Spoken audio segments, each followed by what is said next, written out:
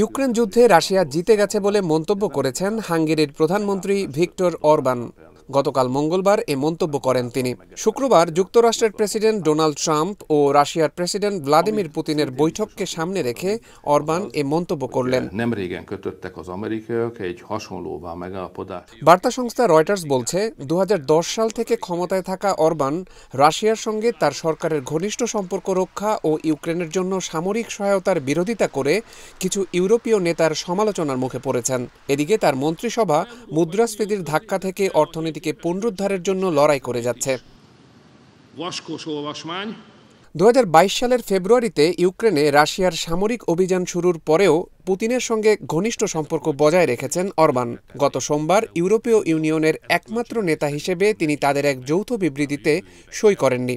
ওই বিবৃতিতে বলা হয়েছে, ইউক্রেনের ভবিষ্যৎ নির্ধারণের জন্য দেশটির স্বাধীনতা থাকা উচিত। এরপর প্যাট্রিয়ট নামের একটি ইউটিউব চ্যানেলকে দেওয়া এক সাক্ষাৎকারে অরবান বলেন, আমরা এখন এমনভাবে কথা বলছি যেন যুদ্ধ এখনও চলমান, কিন্তু তা নয়। ইউক্রেনীয়রা যুদ্ধ হেরেছে, রাশিয়া এ যুদ্ধে জয়ী হয়েছে।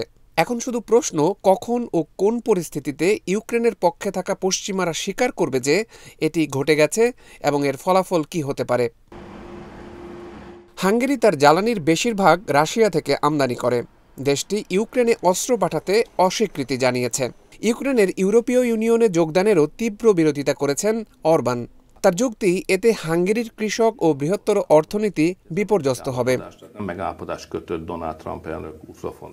অরবান আরও বলেন, সাবেক মার্কিন প্রেসিডেন্ট জো বাইডেনের আমলে পুতিনের সঙ্গে আলোচনা করার সুযোগ হাতছাড়া করেছে ইউরোপ। এখন ইউরোপের ভবিষ্যৎ তার অংশগ্রহণ ছাড়াই নির্ধারিত হওয়ার ঝুঁকি তৈরি হয়েছে।